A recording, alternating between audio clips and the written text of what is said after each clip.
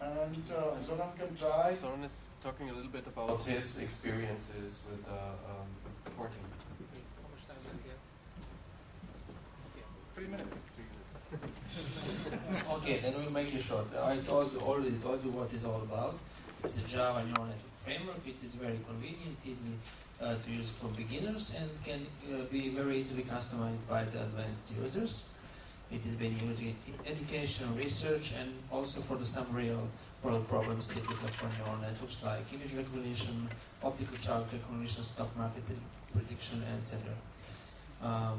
So I will skip this slide. Basically, you all know about this, so why should anyone move to a modular system? Well, because it is much better and provide you much more quality software and way to that software evolve.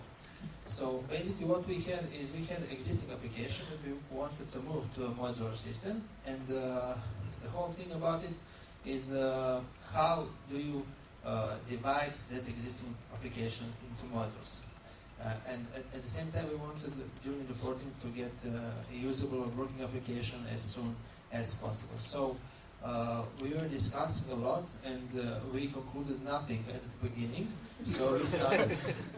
So yeah, that's it. It is basically a chicken-egg problem. You can't define modules before you start coding, and you can't start coding before you have some idea how your modules are going to look like. So, based on our experience, we would suggest to do that in an iterative process. So, in the beginning, you look at your feature set and extract what you can treat as some basic core features, and do the basic module layout for that set of features. Then copy paste and adapt your existing code, and while you're adding more features, you can add more modules as you need. So basically you put, I'll show on the next slide what we did.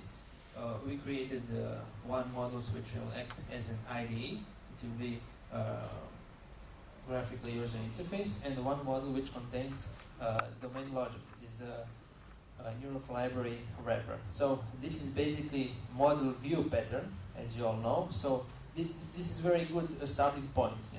It really makes sense. And while we were developing application and adding more features, hey, we realized that text recognition support, it makes sense to make it in a separate module.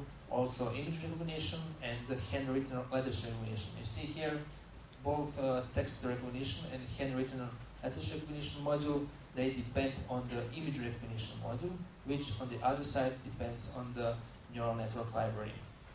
So you start with a very basic module layout, and while you are developing application, you can choose to move the boundaries between modules and add new modules as you need them.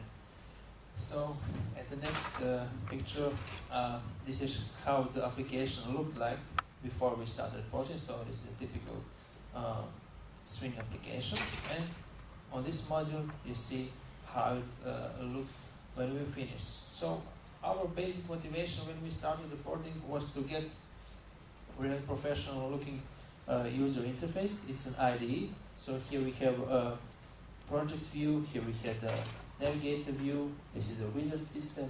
Also we have a very nice drag and drop visualizer for creating neural networks. And we think that it gives our users much more better experience. So I will finish because we are running out of time.